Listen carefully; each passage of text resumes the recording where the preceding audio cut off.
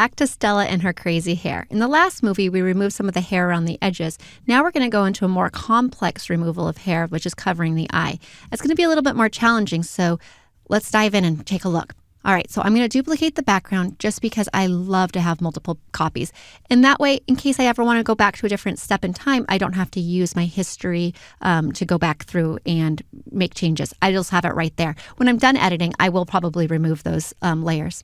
All right, so I can't help myself. I'm going to quickly remove these blemishes.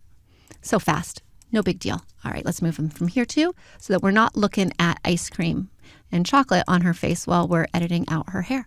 All right, that's good enough for now. Okay, so onto this hair here. It goes right through her eye. It's going to be a hard one to remove, but I know we can do it. So first, let's start at the bottom of this hair and work our way up. All righty. We're going to use the spot healing brush, and we're just going to kind of go right over it. It's doing a great job of removing this hair. Sometimes have to click multiple times when you're right on the edge of a face or something, because it will grab incorrectly the first time, but you can go over it multiple times. All right, so the bottom hair, part of that hair is removed. We've done a great job. It's camouflaged enough. It looks great. All right, so now here's the challenging part, is up here near the eye. We're going to keep going. All right, we're doing great. See, up right there. If we click it multiple times, we're going to be able to, we want to maintain this little crease in her eye that was there before. So let's see if we can get it. Yep, and it's gone away. So we want to come over and use the clone stamp real briefly. Make it really, really tiny. We're going to actually up the opacity of the clone stamp, because at a lower opacity, we can blend and we can smear things easily. At a higher opacity, we need to be more accurate with our tool. But in this situation, it won't blur the image, and it will create a really great place for us to grab that crease. Not a big deal. Right in there. See, it's just a tiny little change, but it does make a difference when we zoom back out again. All right, so now we need to go right around this eye right here, and we can grab it.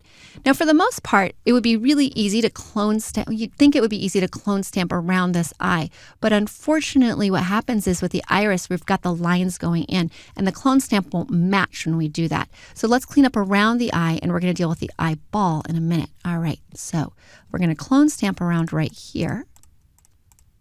Oops, edit, undo clone stamp.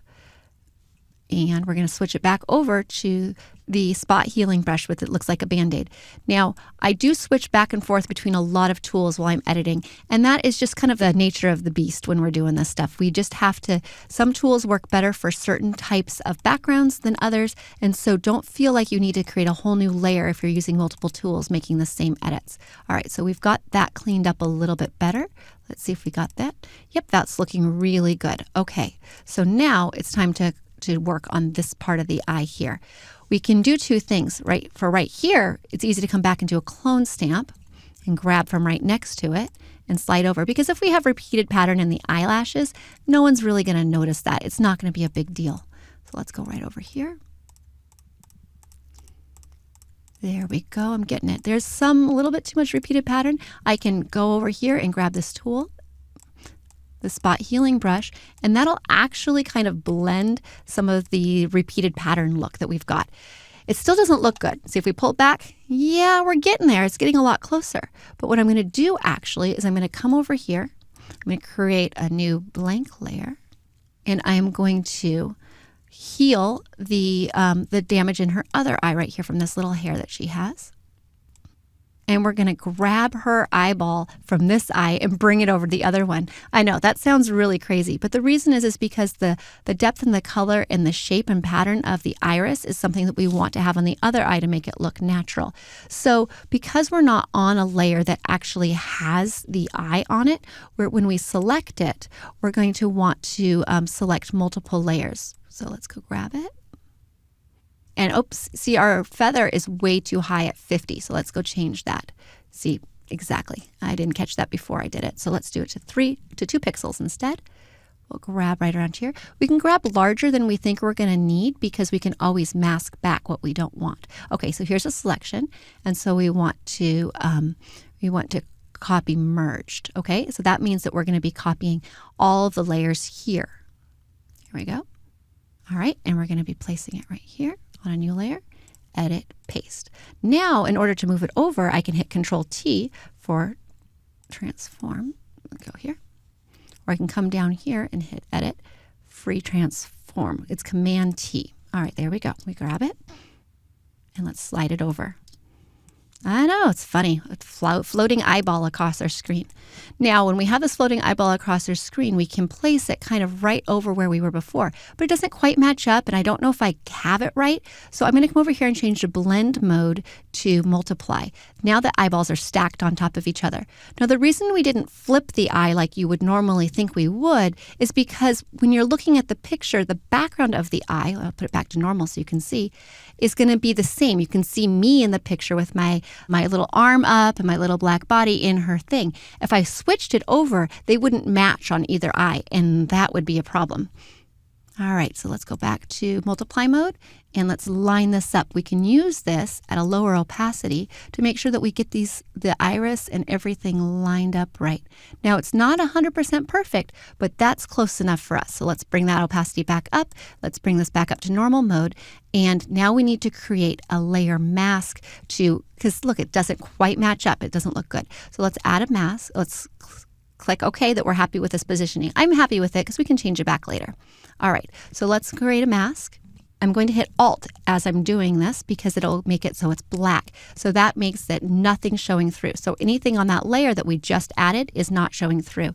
Now let's paint back with white exactly where those hairs are in the eye. All righty, opacity we need to bring back up to 100%. And there we go. Look at that. We're getting that eye cleaned up much better than we would have been able to clean up had we used any of the magic tools. Now, it isn't 100% magic. As you can see right there, we're getting some of where the eyeball was before. So what we can do is we can come here and we can go Edit, Free Transform, and we can shift that down by just using the arrow keys. That looks much, much better. Okay, so let's just work on the upper part of the eye now and get that all cleaned up. Now, as you can see, her eye was actually a little bit more close in the last picture, so that we aren't able to grab from here, but that's something to keep in mind. Now, what we can do is we can duplicate the layer. Alrighty, and you're going to think I'm really crazy here. Let's remove this layer mask. Okay, so we have that eyeball here. We're going to go back over to Free Transform, and we're actually going to rotate it all the way around because we just really want that, just the upper part, just the very tip right up in there. Alrighty, select that. And we're going to apply that layer mask and we are going to invert it. There we go by pushing Command I. And I'm going to just paint back again just the part of the image that I want to be visible. Now, it's not a perfect match, but it's much closer to what her eye naturally is. And since I can see some little things that I don't like right in here, that's where I can use the clone stamp. And very, very small. And it's still, the opacity is pretty high, which is what we want. Select a point right nearby it. And we can clean that up. All right, so let's see how this looks. One moment, almost done with this. It's these little details that do make a difference. Let's check it out. Alrighty. That looks so much better. I think that her grandma will love it. Now, I do see one thing I don't like with it, and that is we need to have it a little tiny bit darker here.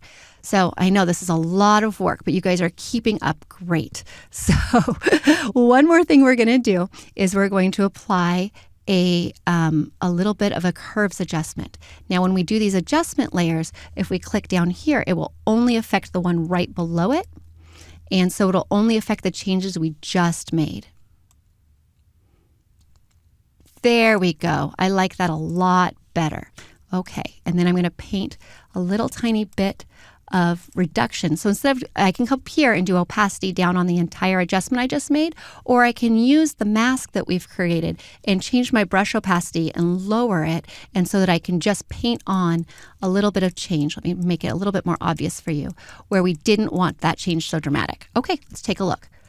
There we go. So now all we have to do is remove this hair right here. That'll be quick and easy. Let's go ahead and grab that. Alrighty, and then we can move on. Here we go.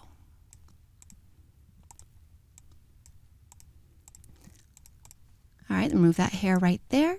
And we could go ahead and do the lip hairs, but we don't need to. You got the general drift of how to do this, so let's take a look. Yay! We have a picture of Stella that's ready to give to Grandma. And now you understand why the not-so-magic hair removal is not so magic. It can be a lot of work to get rid of hairs if they're in complicated places.